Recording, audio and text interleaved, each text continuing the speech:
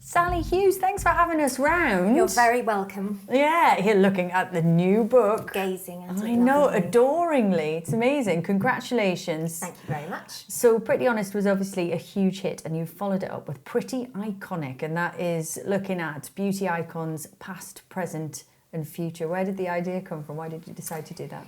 So I was being hassled for another book, and I didn't really want to write another beauty book because the first one was just it was meant to be everything you need is in there, and I felt like it defeated the object to do a volume 2 of more stuff you needed to learn how to do.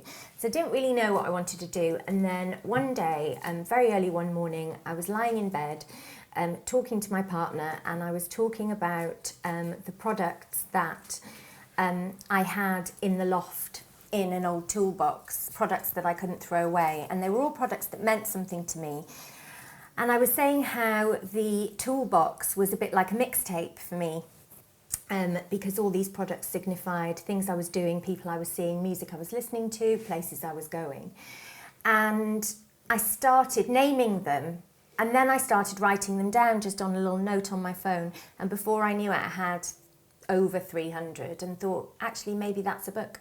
So I emailed my publishers and said, I think this might be a book, and they loved it straight away. They understood it straight away and said, go for it. Then I had to write the bloody things. I was a bit gutted.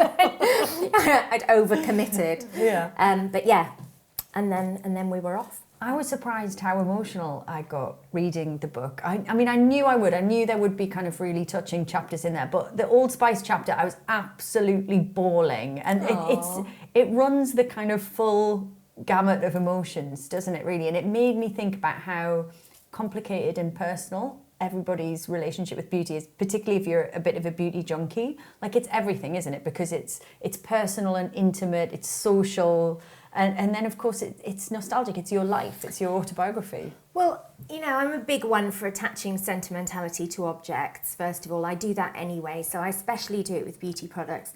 And I often think that they're so of their time that I think they can signify times of your life more strongly than anything else. You know, quite often when you read in a glossy magazine, you read a load of posh women saying, and this was my Bieber dress that my mother left me, or here's my Aussie Clark wedding dress that was my grandmother's, or whatever.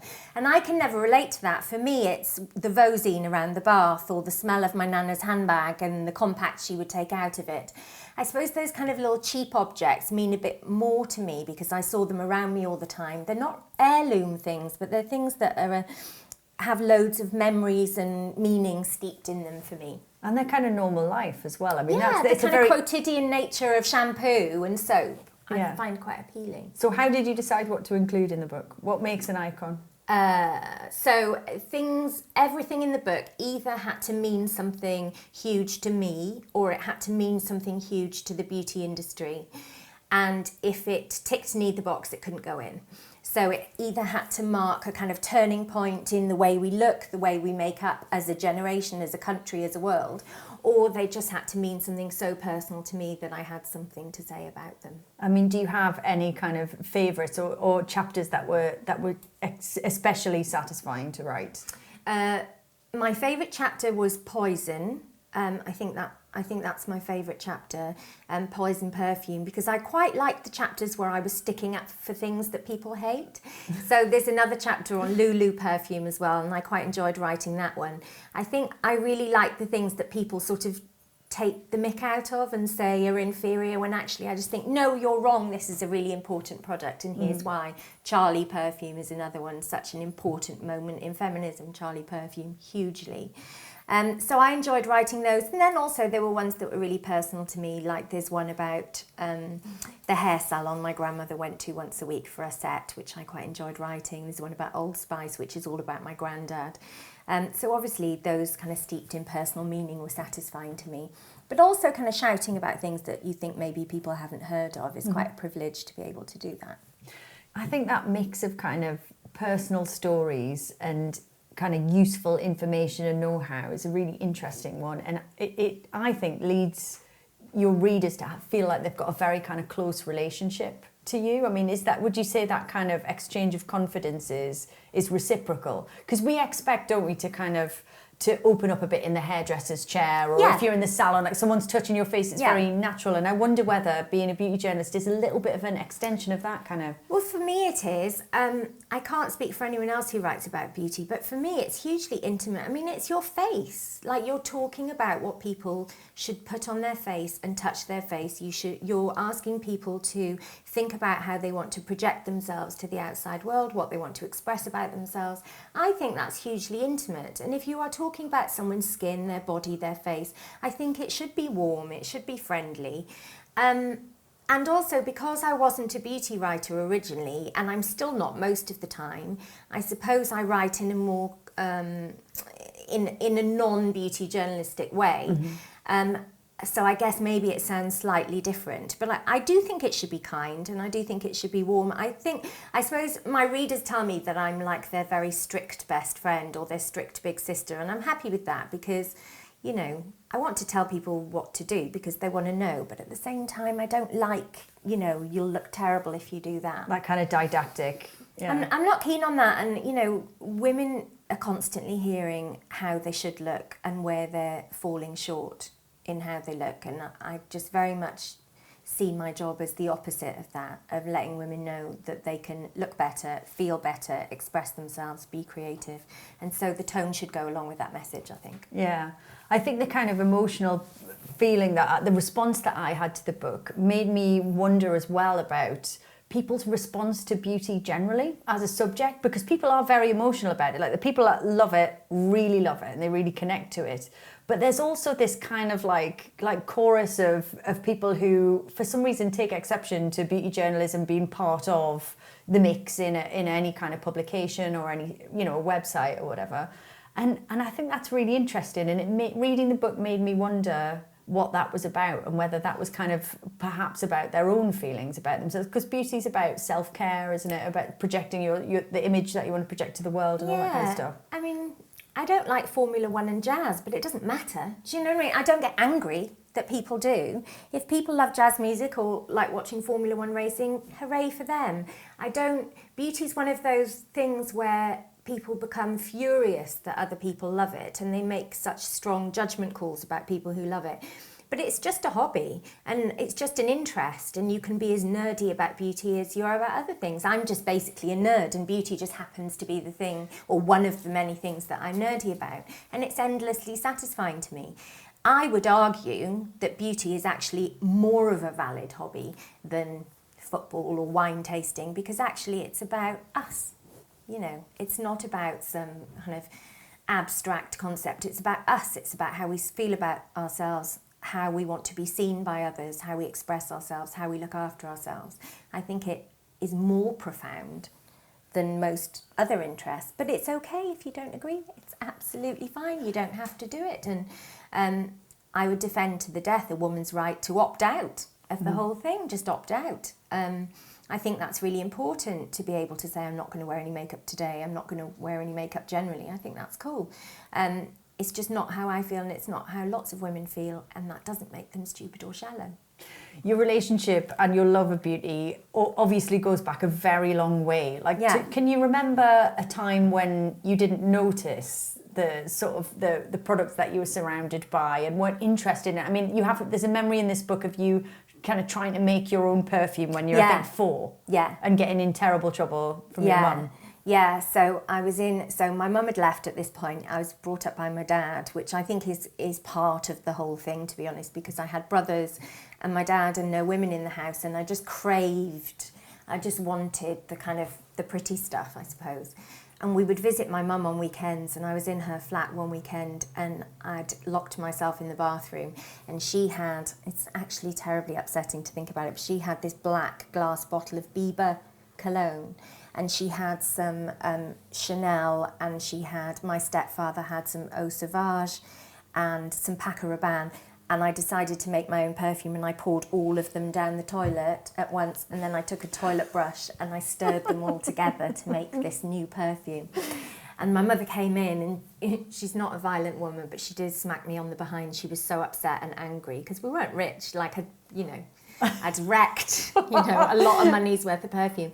So that's a really, really early memory. But I can't remember ever not being around. I can't remember ever being unaware of it. My grandmother was a working class woman, and working class women care about their appearance. So I can't remember ever not having her makeup around, the smell of powder and the smell of lipstick, that kind of waxy Parma Violet smell.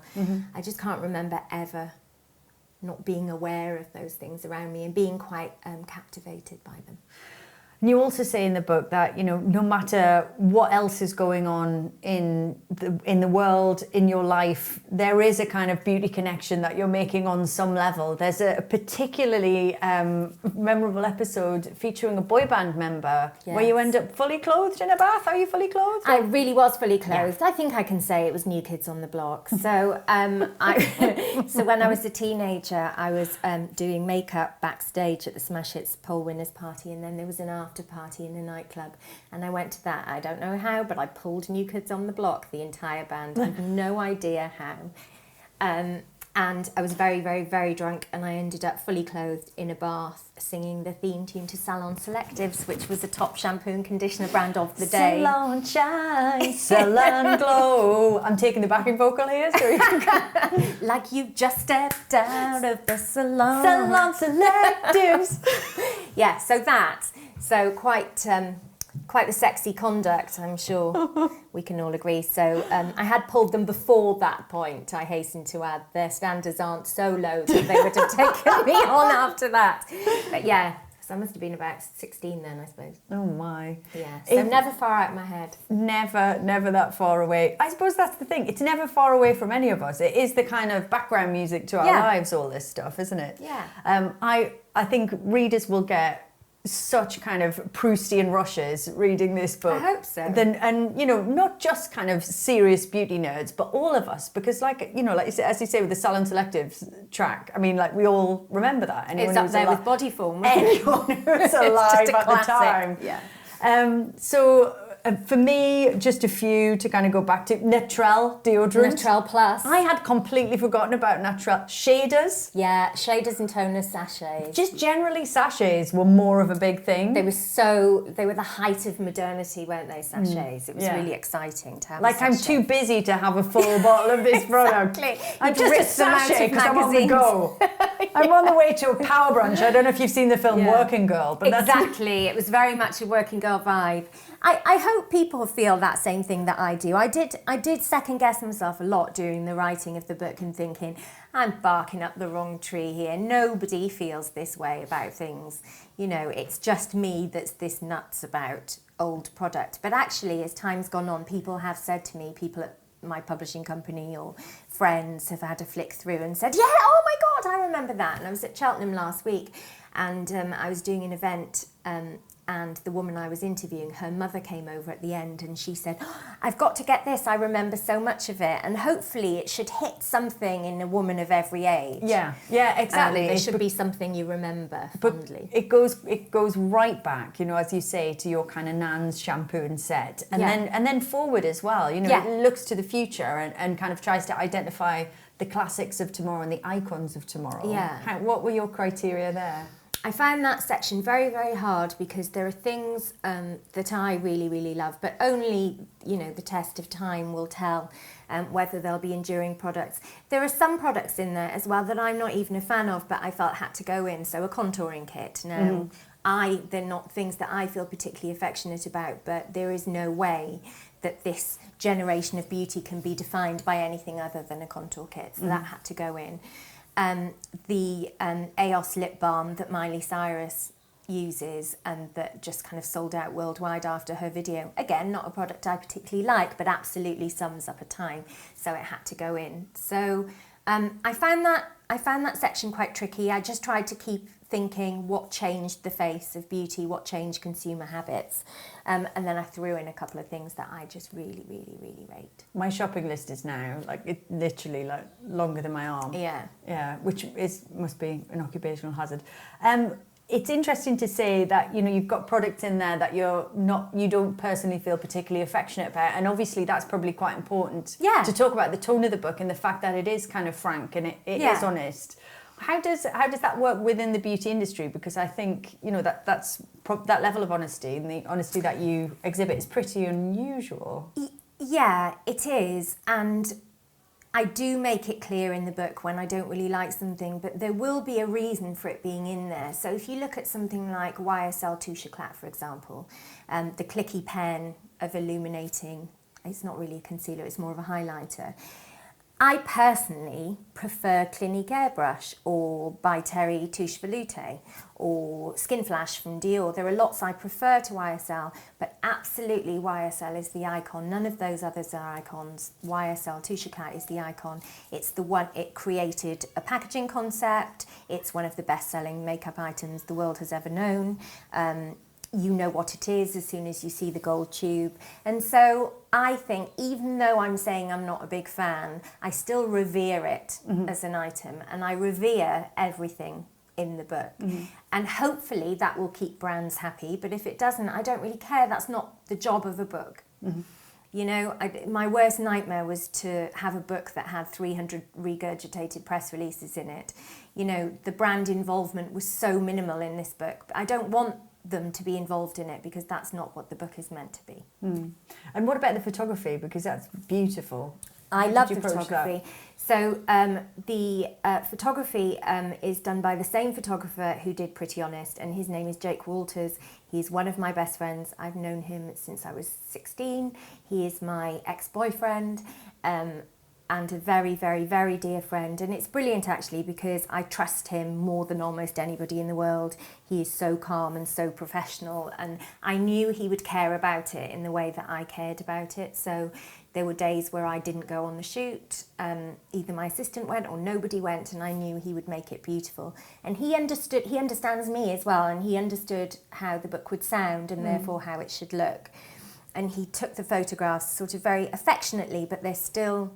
He shot them with reverence. I think he's lit it so that they look like works of art almost, that you should revere and worship, which I think kind of captures the tone of the book.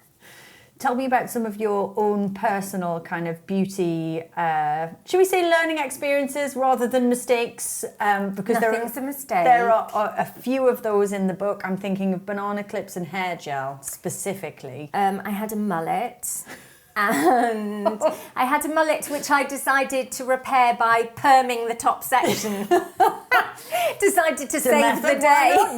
Give it a whirl. What could be worse than a mullet? I know, I'll fix it. I'll fix it with a poodle perm. Was it and because there are deliberate mullets and accidental mullets? It was totally accidental. Right, it was an accidental mullet. I think I was going for like a shaggy banana armour bob. Yeah. And I went to, it has to be said, I love where I come from, but at this particular time in history, South Wales hairdressers basically had 2 haircuts, and whatever you asked for, that's what you got. And a bit like North Korea. Exactly. You know, they very optimistically had sort of pictures all over the wall of different hairstyles, but whatever you asked for, you got one of 2, a long or a short. I got both. I got both in one hairstyle. It was, yeah, it was business at the front, party at the back. And then I decided to get a perm because it was so awful. I thought I'd get a perm, and that was horrific. I looked like I had a sort of exposed brain. Like Mars attacks. Yeah, slightly. Exactly. Right. Like those kind of those things they put on monkeys in 1950s American lab. You've written for The Pool as well about coming to London as a teenager, and you know, one of the things that you wrote about very powerfully was your love of kind of drag artists and club culture and being immersed in that from a very young age. Has that been kind of influential in terms of your approach to beauty? So influential. I love drag queens. Like, I properly revere and worship drag queens. I just think they're such an important cultural phenomenon and endlessly inspiring. And yes, when I first moved to London, I hung around with lots and lots of drag queens. Even Lee Bowery. I was so lucky that I got to spend so much time with Lee Bowery growing up, and amazingly influential. And you sort of, you know, if you're lucky, you get a little bit of the don't give a fuck attitude. You get a few makeup skills. They're so good at doing their own makeup. There's a sense of camaraderie and sisterhood and supportiveness there that I was really lucky to see. A sense of adventure and creativity. Just all the good stuff. all the good stuff. There's nothing wrong with drag queens. Like, there's nothing bad you can get from hanging out with drag queens. Do you think that, thinking about you, looking back at your life, do you think you could disentangle the two things, kind of, beauty and your approach to the subject at its broadest, and your own personal progress? Because your autobiography seems to be so kind of tied up with all of that, those experiences. It is. Beauty has been a really, really big part of my life, and also has been a constant. I've had some quite scary times and some kind of hairy episodes, but I knew that if I could put my lipstick on, I could get on. I could get on with what I needed to do. And I have used it as a bit of a crutch in a way. There've certainly been many, many, many countless days where I've not worn any makeup, and that's important too. But if the shit hits the fan, I just need to put on my perfume and my lipstick, and I know that I'm all right. I know that I'm me, I feel like me, I look like me, and there's a barrier between me and the shit. Yeah, I could completely relate to that, and I imagine that women tell you that all the time. Your readers tell you that all the time. Yeah, when and it's everything very hard else to falls explain apart. to a man, I think. It's very hard to explain, or to somebody who doesn't have makeup, and that's totally fine. But for women who do love makeup, one of its many positive characteristics is that it's armour, and Dutch courage and kind of backbone. And I think that's a really lovely thing about it, and self-respect for lots of women. Obviously, in the book, the icons are beauty products, but I couldn't kind of be here with you for the pool and not ask about your ultimate kind of beauty icons. As people, the human beings you found most inspiring over the years. I know there are a lot, but if you had to pick just a handful, who would you go for? I definitely think I would have to choose the drag queen, so probably RuPaul. I would definitely choose Madonna. The reason I love Madonna so much as a beauty icon is that nobody in the history of the world has explored what hair and makeup can do more than Madonna. So I think even if you don't like Madonna, I totally respect that. I mean, you're wrong, but even but I respect that to an extent. But just FYI, no. But if you love beauty, you can't ignore the fact that nobody has exploited the magic and possibilities of hair and makeup in the way that Madonna has. There's a Madonna for everyone as well, There's right? a Madonna for everyone. It's for all seasons. How can Exactly. you don't like any of them? How would that work? Exactly. She's very, very important from a beauty history point of view. And Elizabeth Taylor, but just because I just think she had the best face I've ever seen in my life. Kate Moss, because, who doesn't want to look at Kate Moss's face? And I love her sort of, her casual irreverence towards beauty. Barbara Streisand, I like an odd face, and her face is just so exquisite and still is. So many. Diana Ross. So many. I'm a big one for faces, inevitably, but I can just gawp. I can gawp at people's faces all day. I was watching Cabaret the other night, and every single time I watch Cabaret, I switch all the time. Every time I watch Cabaret, I think that's the best face I've ever seen in my life. Liza Minnelli's face with the kind of massive lashes and the green spiky nails and all the glitter and the fake beauty spot, and it's so glorious that every time I watch it, I think that's the best face ever. And what do you think of the beauty landscape now? I mean, is it becoming a more diverse industry? And are we seeing more interesting kind of role models and more accessibility for older women as well? I definitely think it's changing. It's not changing fast enough, but there is a definite shift.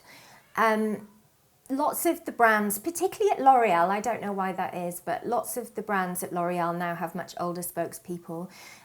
Isabella Rossellini has been reinstated by Lancôme after she was sacked for being 40 all those years ago. She's now in her mid-60s and she's back, which has to be the best kind of, it's the most amazing revenge. And then you obviously have Helen Mirren at L'Oréal Paris, and there are various, and Diane Keaton, there are various older role models coming through with big beauty contracts, which never used to happen. In terms of women of colour, that's certainly getting a lot better. There's Lupita Nyong'o at Lancôme, and so on. So we are seeing more diversity, but we're not seeing enough. And I think the problem lies more with retailers than beauty brands, because every single square inch of retail space has to pay for itself. So if darker foundations are not making as much money as paler ones, a retailer simply won't carry them, regardless of whether a brand wants to make them or not. So I really think now we're at the stage in the evolution of beauty where retailers really need to step up. They really need to step up and think, okay, this might be a risk financially at first, but it's important. It's important to move on civilization and consumer habits. It's interesting seeing how the change can actually be brought about through the industry and through consumer pressure. One of the interesting examples in the book is youth dew. That's springing to mind because it was kind of socially unacceptable for women to buy perfume for themselves, right? Yeah, so the youth dew chapter I really enjoyed, and it was always going to be in the book right from the start because there's an anecdote attached to it that's one of my best ever anecdotes. So Mrs.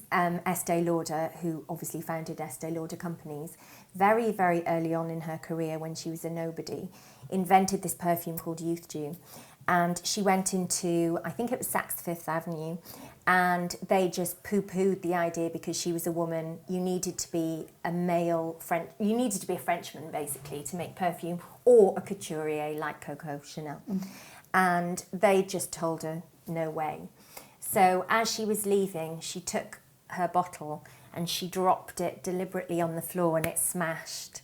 And the whole of the department just stank of youth dew. So for the next 2 weeks, every time a woman entered the store and said, what's that smell? They had to say, it's by Estee Lauder. And so she forced their arm. They had to order loads of youth dew. But at the time, convention dictated that women couldn't buy perfume for themselves, that you were to be bought perfume like you would to be proposed to or given jewellery. You weren't supposed to buy your own perfume. And her perfume was very cheap. It was really accessible for most women. It was just not the done thing. So what she did was she made the perfume into an oil and she put it in a bottle and called it bath oil because women were allowed to buy themselves bath oil. And a phenomenon was born. It became a massive, massive seller, became the biggest perfume in America.